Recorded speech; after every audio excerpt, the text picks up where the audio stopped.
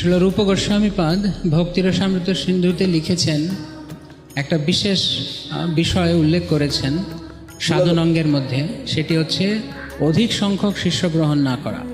শ্রীল প্রভুপাদ তার যে তাৎপর্য লিখেছেন, মানে নেক্টার অফ ডিভোশনে সামারি স্টাডিতে প্রভুপাদ লিখছেন, কেন বহু সংখ্যক যখন অযোগ্য শিষ্য হয় তখন সেটি গুরুদেবের কষ্টের কারণ হয়।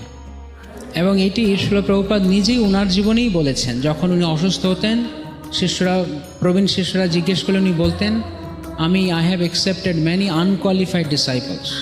তো একই রকমভাবে আমরা দেখতে পারি যে শ্রীল গুরু মহারাজ তিনি শ্রীল প্রভুপাদের নির্দেশে, ওনার গুরুর নির্দেশ ছিল যে 50,000 বা তার চেয়ে অধিক শিষ্য গ্রহণ করবার। সেই জন্য গুরু মহারাজ সেটি ওনার গুরুর নির্দেশ অনুযায়ী উনি চালিয়ে যাচ্ছেন। শিষ্য গ্রহণ করা মানে আনন্দের ব্যাপার নয়, কারণ একজন শিষ্য মানে এক বোঝা কর্ম। একটা দীক্ষানুষ্ঠান হওয়ার পর গুরু মহারাজের যে শারীরিক অবস্থার অবনতি হয়, সেটি একদম ক্লিয়ার ইন্ডিকেশন, খুব পরিষ্কার ইঙ্গিত যে গুরু মহারাজ কীভাবে কর্মফল গ্রহণ করছেন শিষ্যদের।